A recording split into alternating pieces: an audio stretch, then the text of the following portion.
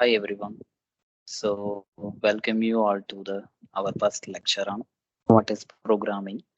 So here in this series, we are going to see about what is a programming and how we can work with various programming languages and how to deal with that. So what can be done? So all those things as a upcoming series.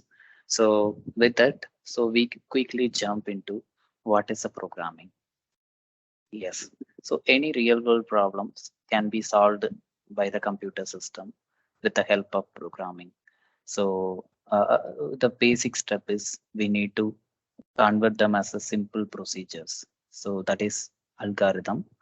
So for example, if you want to reach some places, so what are the steps you need to take in care? So you need to get down from your home and then you have to take the transport and then you have to reach the destination. This is simply an algorithm. Then the flow chart. Flow chart is nothing but it's a diagrammatic representation of same procedures. And then we are going to convert them as a programming language as per our convenience.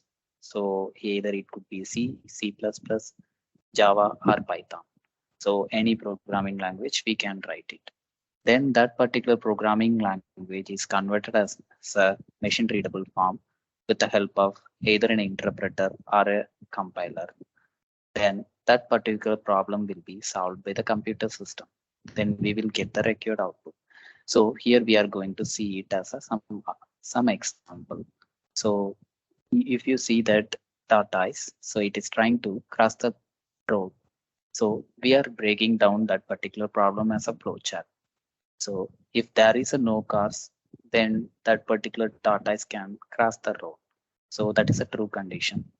If any cars are passing, then tortoise needs to wait. Thanks for joining the watching our video. So this is my first video. So hope you like it. If you want to know more contents, so please subscribe to the channel. Thank you.